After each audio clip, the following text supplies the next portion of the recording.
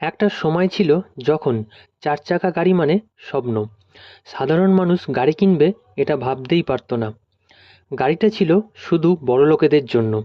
তারা এই গাড়ি কিনতো, গাড়ি চাপতো, আর সাধারণ মানুষ শুধু দেখতো আর ভাবতো। কিন্তু বর্তমানে এই স্বপ্ন বাস্তব হয়ে গেছে। মার্কেটে অনেক গাড়ি এসে গেছে, কম্পিটিশনও হাই, তাই গাড়ির দামও অনেক কমে গেছে। বর্তমানে 4 লাখ টাকায় নতুন গাড়ি হয়ে যাচ্ছে এবং গাড়ির মেনটেনেন্স খরচাও অনেক কম। যাদের ইনকাম মাসে 50,000 বা তার বেশি, তারা একটা চার চাকা অ্যাফোর্ড করতেই পারেন।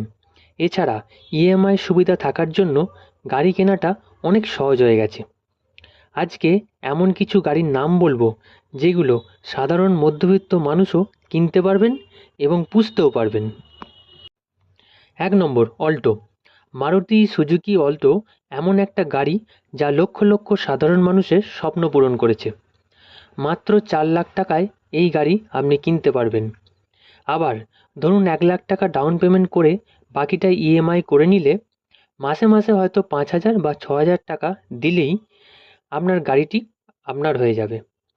শুধু তাই নয়, এই অল্টো গাড়ির মেনটেনেন্স খরচাও অনেক কম, পার্টসের দামও কম এবং সব জায়গায় পার্টস পাওয়া যায়। মাইলেজও বেশ ভালো, পেট্রোলে প্রায় 20 থেকে 21 কিলোমিটার মাইলেজ পেয়ে যাবেন। তার সাথে 5 জন বসতেও পারবেন, এসিও আছে, আর কি চাই। এই কারণেই অল্টো সাধারণ মানুষের এত পছন্দের। অল্টো K10 গাড়িটিও খুব ভালো, তবে অল্টোর থেকে দাম একটু বেশি আর ইঞ্জিনটাও একটু বড়। অল্টো 800 সিসি আর অল্টো K10 হলো 1000 সিসি ইঞ্জিন। তবে প্রবলেম কিছুই নেই, এই গাড়িটিও লো মেনটেন্যান্সেরই গাড়ি। 2 নম্বর, ওয়াগনার। এই গাড়িটিও মধ্যবিত্তদের গাড়ি। মাত্র 6 লাখ টাকা থেকেই দাম শুরু হয়ে যাচ্ছে। অল্টোর থেকে সাইজে বেশ বড়, বুট স্পেসটাও অনেক বড়, অনেক লাগেজ রাখতে পারবেন, তার সাথে 5 জন ভালোভাবে বসতে পারবেন। ওয়াগনার 1 লিটার আর 1.2 লিটার পেট্রোল ইঞ্জিনে পাওয়া যায়, তার সাথে সিএনজি ইঞ্জিনও পাওয়া যায়। এমনিতেই ওয়াগনারের মাইলেজ ভালো, 18 থেকে 20 কিলোমিটার মাইলেজ পেয়ে যাবেন। আবার যদি সিএনজিতে চালান তাহলে 25 থেকে 30 কিলোমিটার পর্যন্ত মাইলেজ পেতে পারেন। এই গাড়ির পার্টসের দামও কম, সব জায়গায় পার্টস পাওয়া যায় এবং মেনটেনেন্স খরচাও কম। সব মিলিয়ে এটাও একটা মধ্যবিত্তদের গাড়ি। 3 নম্বর, এসপ্রেসো। মারুতি সুজুকি এসপ্রেসো এই গাড়িটি ছোটোর মধ্যে বেশ বড় একটা গাড়ি, যাতে গ্রাউন্ড ক্লিয়ারেন্স এবং হেডরুম খুব ভালো পাবেন, অথচ মধ্যবিত্তদের সাধ্যের মধ্যে।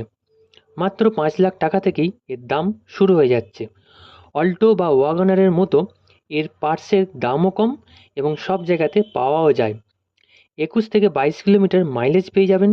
এছাড়া সিএনজিতেও এই গাড়ি পাবেন। এসপ্রেসোকে মাইক্রো এসইউভি বলতে পারেন, কারণ এসইউভির মতো লুক দিয়েছে, গ্রাউন্ড ক্লিয়ারেন্সটাও বেশি, আবার হাইটটাও বেশ ভালো।